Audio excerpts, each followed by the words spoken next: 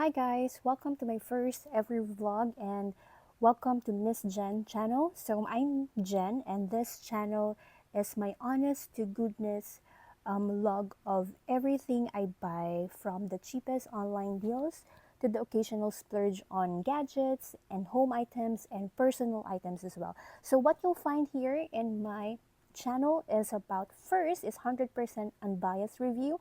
I buy the items myself, so you get genuine, unfiltered opinions, whether it's good or bad or ugly. If you're looking for a true review before hitting that add cart button, then hit the subscribe button below. So right now, my first ever vlog is about Andrea Secret Perfume.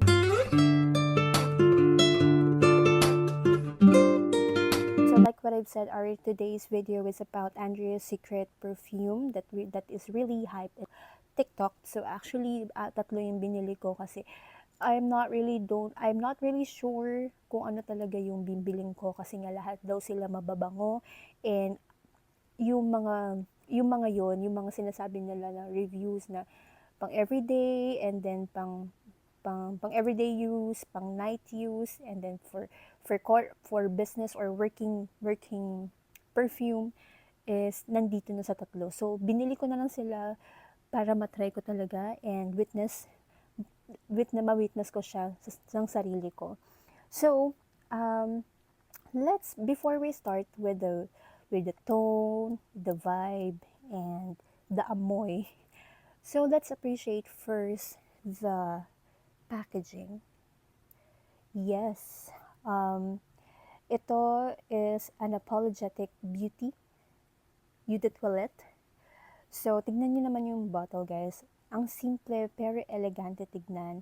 Parang may rib design sa gilid, and yung cup niya is super cute, which is baby pink.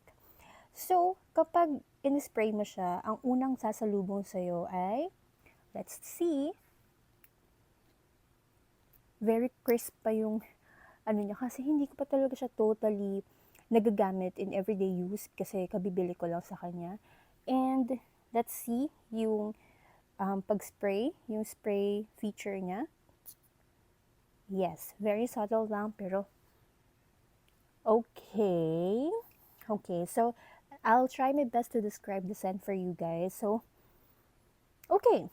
So, pag in-spray mo siya, ang unang sasalubong sa'yo is very sweet and fruity scent. Yes.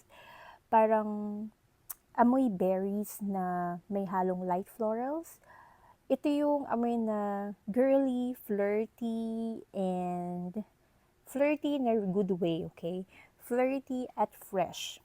Yes, tama yung mga reviews ng iba, no? Freshy yung amoy mo dito. Kung gusto yung pa-girly lang, pa-fresh, and parang ang nag-vibe ko sa kanya, para kang para kang good for student. Alam mo yung kahit nababad ka sa arawan, ganyan, pero ang fresh pa rin ang amoy mo, ganyan. And sobrang perfect ito for everyday use.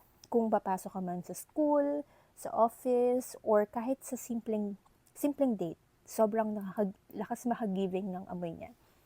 So, para sa akin, ang pabangong ito ay para siyang kumakatawan siya sa isang babaeng confident pero approachable.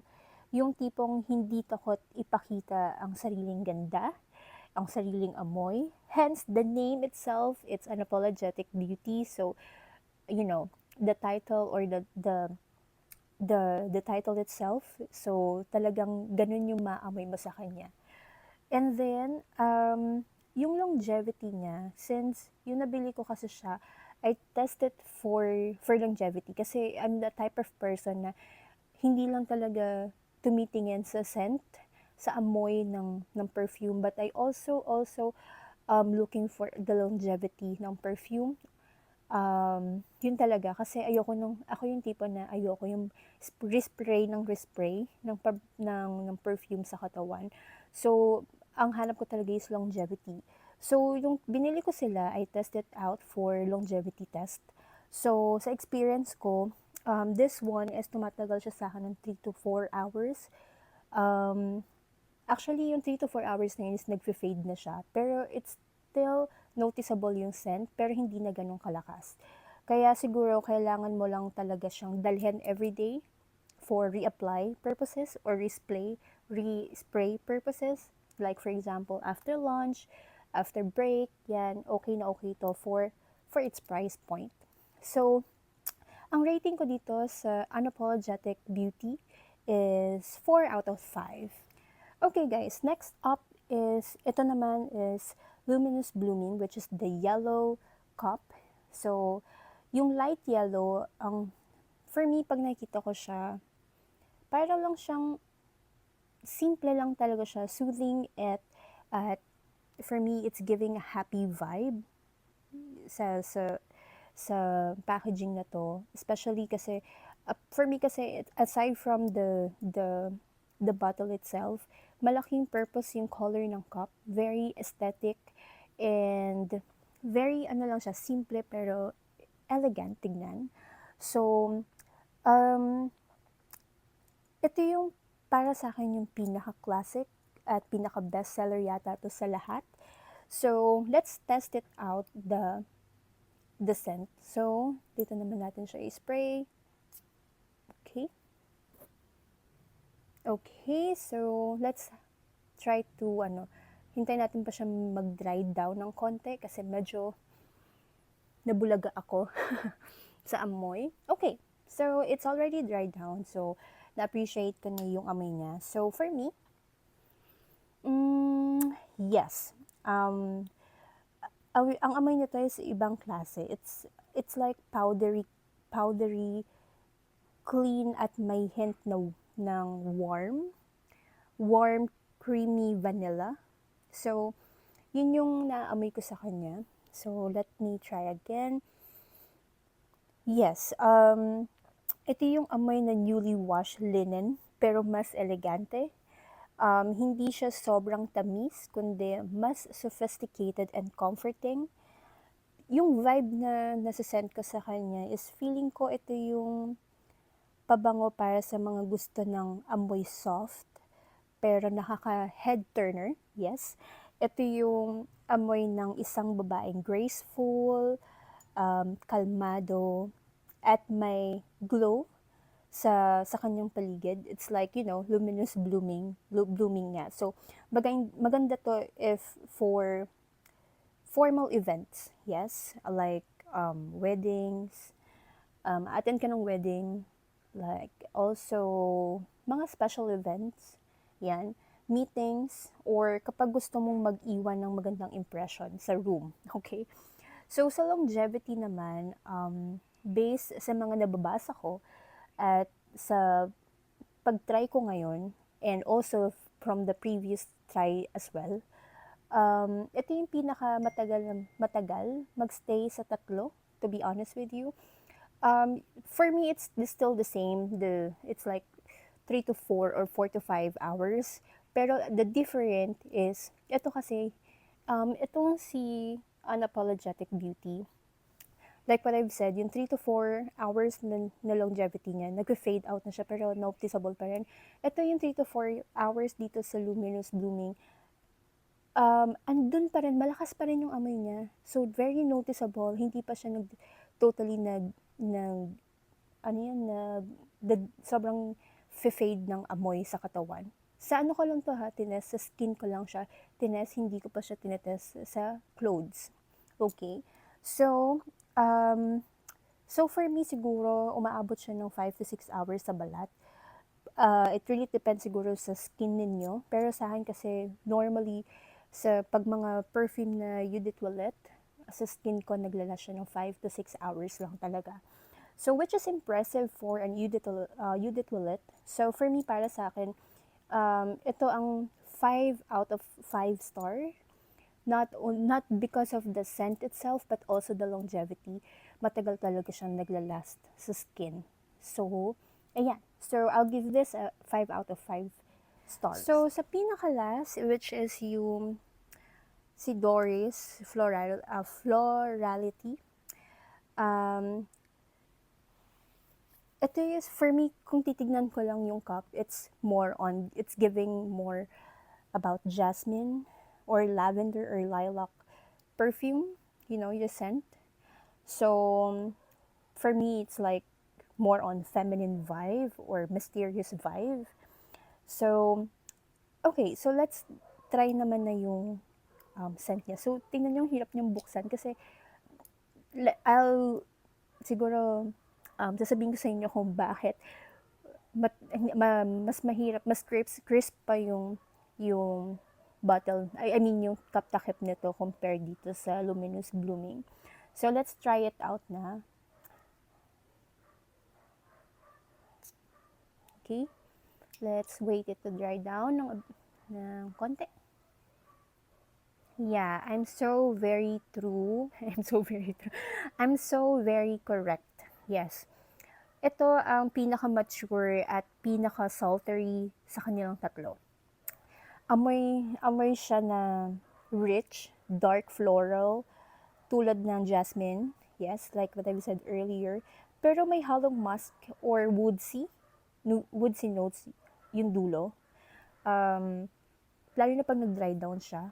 So, para sa akin, ito ay isang mas intense and deep and sensual na amoy.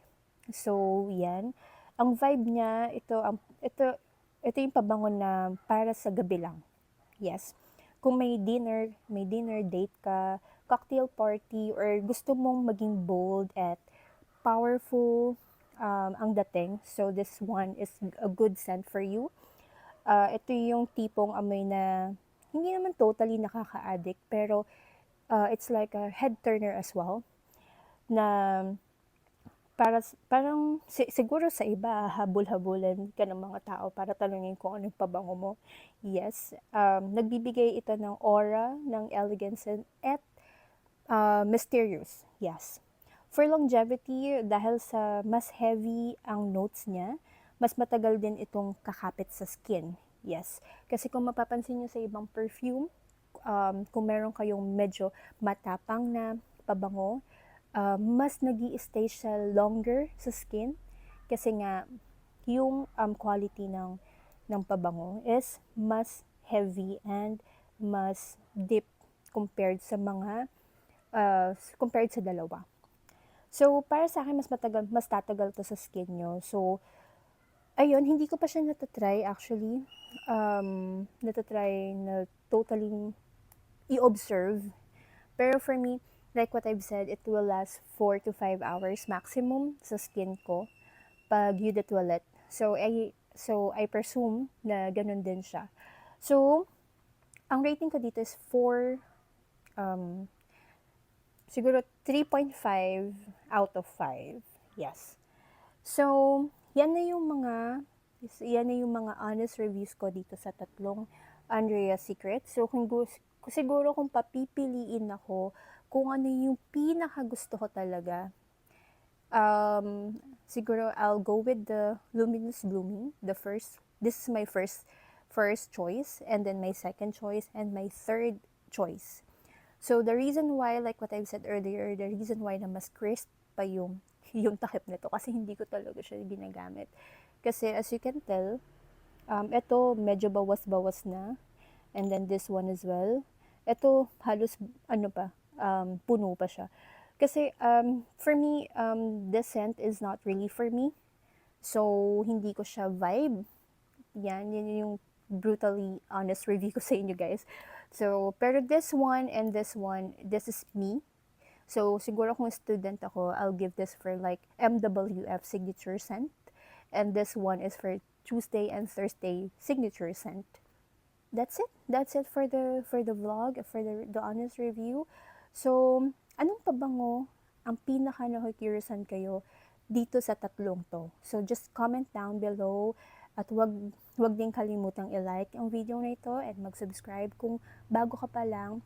At i-click din ang notification bell para updated ka sa mga next videos ko. Don't worry guys, it's all about perfumes. I'm really excited to tell you guys my thoughts about my perfumes na na-collect ko, not only from TikTok but also yung mga hype ngayon sa TikTok, like yung mga Arab perfumes, and then yung mga dupe din ng mga pabango na very viral talaga sa TikTok. So I'll share it with you guys to my next videos then. So once again, guys, so thank you so much for watching my vlog today. I'm really happy with my first vlog. So I hope this first vlog is nakatulong din sa inyo kung na-curious man kayo sa tatlong pabangong ito, kung anong bibili nyo. Actually, hindi ko kayo masisisi kasi ako din na-curious din ako kaya binili ko yung tatlo to test it out for myself. So anyway guys, so thank you so much for watching my vlog. So if you're new here, please don't forget to subscribe and hit the like button if you haven't already. See you on my next vlog. Thank you. Bye.